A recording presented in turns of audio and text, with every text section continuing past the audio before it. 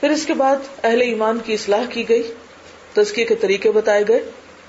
اس لیے آیت نمبر 21 میں کیا حکم دیا گیا کہ شیطان کے قدموں کی پیروی نہ کرو، کیونکہ ایسی تمام برائیوں کا آغاز دراصل شیطان کے وسوسوں سے ہوتا ہے. وہ لڑکی کے دل میں بھی ایسے وسوسے ڈالتا ہے، وہ لڑکے کے دل میں بھی ایسے وسوسے ڈالتا ہے، اور اس طرح وہ دراصل ایسی خرابیوں کی طرف رہنمائی کرتا ہے. کیونکہ انہ یأمر بالفحشاء والمنکر. اور اس کا ازالہ کس طرح ہو سکتا ہے؟ تزکیے کے طریقے پر عمل کرتے ہوئے. اور تزکیے کے لیے کیا کرنا چاہیے؟ اللہ سے مدد مانگنی چاہیے، کیونکہ اللہ کا فضل اور اس کی رحمت ہو تو ہی انسان ایسی برائیوں سے بچ سکتا ہے. اسی لیے آپ دیکھیں گے کہ ایسی خرابیوں کے جتنے بھی علاج بتائے جاتے ہیں، عام طور پر بعض اوقات اسے نفسیاتی ڈیزیز بتایا جاتا ہے، بعض اوقات کوئی اور وجوہات بتائی جاتی ہیں، اور کبھی کاؤنسلنگ کی جاتی ہے، کبھی جینیٹک پرابلم بتایا جاتا ہے. جو بھی شیطانی طریقے ہیں ان سب کے لیے ہم دیکھو گے ہومو سیکشولیٹی کو بھی عام طور پر کیا کہہ کے معاف کر دیا جاتا ہے کہ یہ کیا ہے؟ جینیٹک ہے. اور اس قسم کے بہت سے عذر بہانے تراشے جاتے ہیں. لیکن بنیادی طور پر یہ ہے کہ کسی بھی ایسی حرام کاری اور کسی بھی ایسی برائی سے انسان بچ نہیں سکتا جب تک کہ انسان کے دل میں اللہ کا خوف نہ ہو، اور انسان خود ارادہ نہ کر لے کہ مجھے اس سے نکلنا ہے اور اس سے بچنا ہے، اور اس کے لیے وہ اللہ سے اپنا تعلق مضبوط کرے. جب اللہ سے تعلق مضبوط ہوگا تو ہی انسان پھر دنیا کی ہر چیز کو ٹھکرا سکتا ہے. تو گویا زنا کے سدباب میں بیرونی تدابیر کے علاوہ ایک بہت بڑی تدبیر کیا ہے کہ انسان اندر سے مضبوط ہو، اس کا ارادہ مضبوط ہو، اس کا تعلق اللہ سے مضبوط ہو، اور اللہ کی مدد سے وہ ان چیزوں سے باہر آئے. کیونکہ کہا گیا نا کہ وَلَوْلَا فَضْلُ اللَّهِ عَلَيْكُمْ وَرَحْمَتُهُ مَا زَكَى مِنْكُمْ مِنْ أَحَدٍ أَبَدًا. بات ہی ختم. کسی کا تزکیہ ہو ہی نہیں سکتا، کوئی ایسی خرابیوں برائیوں سے نکل ہی نہیں سکتا جب تک کہ اللہ کی مدد شامل حال نہ ہو. لہذا کوئی شخص کسی بھی درجے پر کسی ایسے منکر کا اگر شکار ہے تو اس کو کیا کرنا ہوگا؟ کسی بھی قسم کی کوئی خرابی، کہیں اس خرابی کا آغاز ہو رہا ہو، یا کوئی انسان چاہتا بھی ہو کہ اس برائی سے نکلے لیکن وہ اپنے نفس کے ہاتھوں مجبور ہے یا اپنی خواہشات کے ہاتھوں مجبور ہے، تو اس کو کیا کرنا چاہیے؟ اللہ کی طرف رجوع کرنا چاہیے. لوگوں کے مشورے اور نسخے اور بہت ساری چیزیں بس وقتی فائدہ ہی ہو سکتی ہیں، لیکن حقیقی علاج نہیں. حقیقی علاج اللہ کے پاس ہے، کیونکہ شیطان مسلسل وسوسہ اندازی کرتا ہے، اور ہمارے دل کس کے ہاتھ میں؟ اللہ کے ہاتھ میں. اگر وہ ان کی حفاظت کرے تو کچھ بھی نہیں ہو سکتا. ان کید الشیطان کان ضعیفا. لیکن یہ ضعیف کب ہے؟ اللہ کے مقابلے میں. اگر ہم یہ کہنا کہ ہمارے نفس کے مقابلے میں شیطان کی چال ضعیف ہے تو وہ نہیں ہے.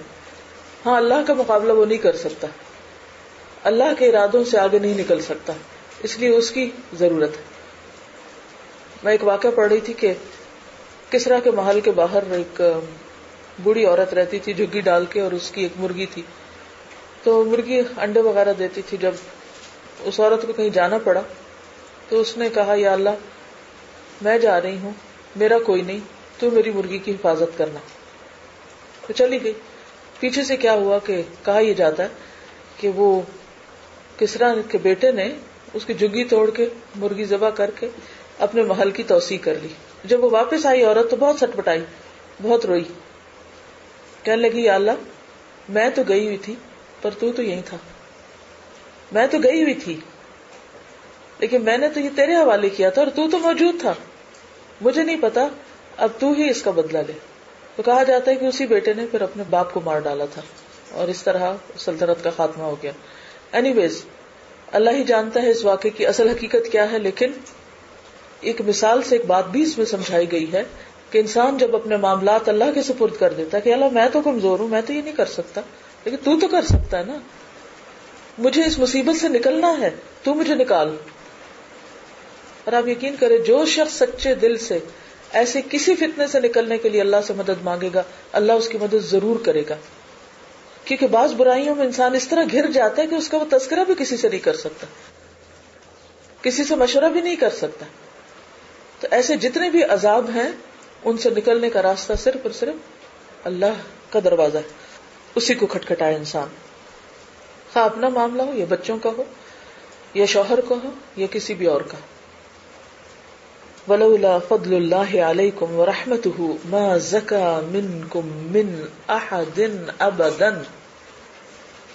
کتنی شدت ہے اس جملے کے اندر. من احدن، کسی کو چھوڑا، من احدن، اور ابدن ہمیشہ کے لیے. وَلَكِنَّ اللَّهَ يُزَكِّي مَن يَشَاءُ وَاللَّهُ سَمِيعٌ عَلِيمٌ.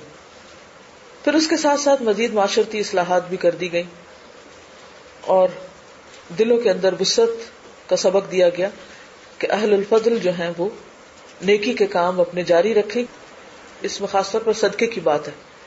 ایک اور چیز جو اللہ کی رحمت سے قریب کرتی ہے انسان کو، وہ کیا ہے؟ صدقہ خیرات. اور بہترین صدقہ کیا ہے؟ ایسے شخص پر، ایسے رشتہ دار پر خرچ کرنا کہ جو آپ کا شکر گزار نہ ہو، جو کبھی مانے ہی نہ کہ آپ نے اس کے ساتھ احسان کیا. آپ دیکھیے کہ جو آپ کے احسان کو مانتے ہیں نا، ان کے ساتھ تو اچھا بننا اور ان کے ساتھ احسان کرنا بہت آسان ہوتا ہے، کیونکہ وہ اپریشیٹ کرتے ہیں تو آپ اپریسیشن میں کرتے چلے جاتے ہیں. لیکن کسی ایسے شخص کے ساتھ بھلا کرنا اور اس کے ساتھ احسان کرنا جس نے آپ کو بہت بڑا صدمہ دیا ہو، یہ بہت بڑے دل کی بات ہوتی ہے. تو جب آپ چاہیں کہ آپ کی دعائیں قبول ہوں اور آپ مشکلات سے نکلیں، تو پھر چھپ کر ایسا صدقہ کریں، ایسا کوئی کام کریں کہ جو خالصتاً اللہ کی رضا کے مطابق اور آپ کے نفس کے خلاف ہو، کیونکہ نفس نہیں مانتا ایسے کام کرنے کو. یعنی حیرت ہوتی ہے نا کہ ایک ایسی صورت جس میں مختلف قوانین بتائے گئے، مختلف طریقے سے زنا کی سد باب کیا گیا، تو اسی کے اندر اس چیز کی بھی اہمیت کو اجاگر کر دیا گیا. پھر اس کے بعد مزید تاکید کی گئی کہ جو محسنات غافلات مومنات پر الزام تراشی کرے گا اس پر دنیا اور آخرت میں لعنت ہے، تاکہ کوئی آئندہ ایسی کوئی بات زبان سے نہ نکالے جس کے بارے میں وہ جانتا نہ ہو. اس میں بھی بہت بڑا سبق ہے کہ کیا نہیں کرنا، کسی کے کردار پر ایک لفظ نہیں کہنا. کوئی کر رہا ہو کسی کی کردار کشی تو وہاں سے ہٹ جانا ہے، یا دفاع کرنا ہے یا پھر اس میں حصہ نہیں لینا. اور خصوصاً ازواج مطہرات اور پھر باقی بھی مومن محسنہ عورتیں. پھر اس کے بعد آخرت کے عذاب سے بھی ڈرایا گیا، اور پھر خبیثات خبیثین خبیثون خبیثات کی بات کی گئی کہ جب آپ کا کردار اچھا ہوگا تو آپ کی شہرت بھی اچھی ہوگی، اور جن لوگوں کا کردار خراب ہے ان کی شہرت بھی بری ہوگی. اگر آپ غلط کام کر رہے ہیں تو مت توقع رکھیں کہ آپ کے بارے میں اچھی بات کی جائے گی، چاہے آپ 7 پردوں میں چھپ کے کر رہے ہیں. اور اگر آپ اچھے کام کر رہے ہیں تو 7 پردوں میں بھی چھپ کے کریں، اللہ آپ کی شہرت اچھی کر دے گا. اور پھر آپ دیکھیے کہ زندگی میں بھی اور مرنے کے بعد بھی ہر انسان کی کچھ گواہیاں ہوتی ہیں کہ کون کیسا تھا. ہم میں سے ہر ایک کے بارے میں، ہماری شخصیت کے بارے میں، ہمارے آس پاس کے لوگوں میں، ہماری سراؤنڈنگ میں ایک تاثر ہے یا نہیں. کسی بھی شخص کو آپ دیکھیں تو فوراً اس کا ایک امپریشن ہوتا ہے آپ کے مائنڈ میں کہ یہ بھولا بھالا ہے، معصوم ہے، یا شاطر ہے، چالاک ہے، اچھے کام کرنے والا ہے یا برے کام کرنے والا ہے، با اخلاق ہے یا بد اخلاق ہے. فوراً پتہ چلتا ہے نا کہ نہیں. یعنی ایک وائبز ہوتی ہیں، فوراً انسان کے اندر ایک فیلنگ آنے لگتی کہ میرا واسطہ کسی نیک شخص سے پڑ رہا ہے یا واسطہ کسی برے شخص سے پڑ رہا ہے. اور یہ سینسز اللہ نے سب کو دی ہیں. ٹھیک ہے کچھ کی کم اور کچھ کی زیادہ ہوتی ہیں، جیسے کچھ لوگوں کو ہیٹ زیادہ لگتی، کچھ کو کم لگتی ہے، لیکن ہر ایک کے اندر ایک درجے کی سینسیشن ضرور موجود ہے. اور اس میں خوشخبری بھی ہے کہ اگر آپ طیبات ہیں تو پھر اولئک مبرؤون مما یقولون، لوگوں کی باتیں آپ کو کچھ بھی نقصان نہ دیں گی، اللہ آپ کا دفاع کرے گا. لہذا ضرورت کس چیز کی ہے؟ اپنے کردار، اپنے اخلاق اور سب سے بڑھ کر اپنے خیالات کا جائزہ لینے کی. اصل حیا کیا ہے؟ بندوں سے حیا نہیں بلکہ اللہ سے حیا. اور اللہ سے حیا کس معاملے میں ہوتا ہے؟ صرف ظاہری معاملے میں. کس معاملے میں؟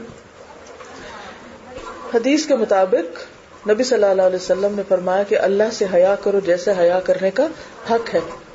لوگوں نے کہا ہم تو اللہ سے حیا کرتے، تو آپ نے فرمایا نہیں، بات یہ ہے کہ جو کچھ سر اور جو کچھ سر میں ہے اور پیٹ اور جو کچھ پیٹ میں ہے اس کے بارے میں اللہ سے حیا کرو.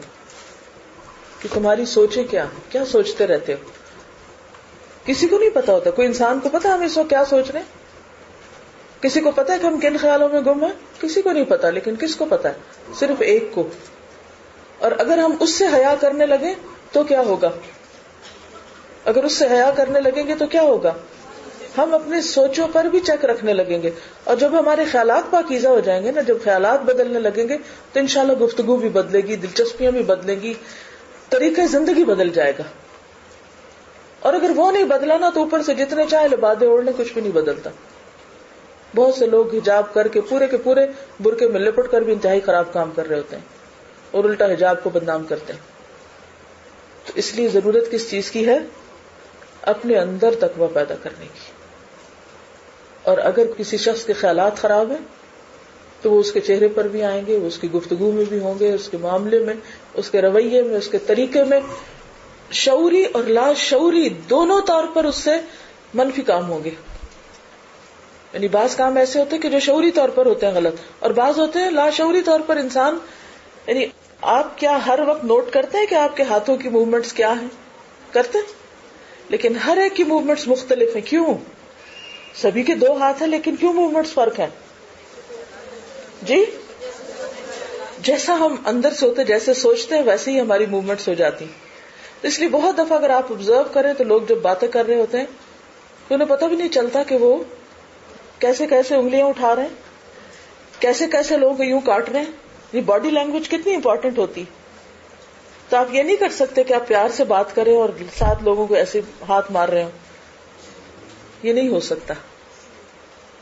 آپ کے دل، آپ کے سر کے اندر جو کچھ ہے وہ آپ کے جسم سے بھی عیاں ہو رہا ہے. صرف زبان نہیں بول رہی، سارے اعضاء بول رہے ہیں. اور اسی طرح پیٹ اور جو کچھ اس میں ہے کہ انسان اپنے لقمہ حلال و حرام کو بھی دیکھے کہ کھا کیا رہا ہے. کیونکہ انسان کی غذا کا بھی انسان کی شخصیت پر اثر ہوتا ہے. تو بہت سی ایسی خرابیوں میں غذا بھی ایک بڑا اہم کردار ادا کر رہی ہوتی. اسی لیے نبی صلی اللہ علیہ وسلم نے شہوانی خواہشات پر کنٹرول کے لیے طریقہ کیا بتایا؟ روزے رکھو، غذا کم کر دو. اگر سمجھتے ہو کہ نہیں کنٹرول ہو رہا اور حلال طریقہ نہیں ہے اور حرام سے بچنا چاہتے ہو اور سچے ہو اپنے اس ارادے میں تو پھر کیا کرو؟ روزوں کی کثرت. تو جب تک انسان حیا کے طریقے پر عمل درآمد نہیں ہوتا تو بہت سی خرابیوں سے نجات نہیں پا سکتا. اس لیے بے حد ضروری ہے کہ ہم سب کیا کریں؟ اپنا محاسبہ.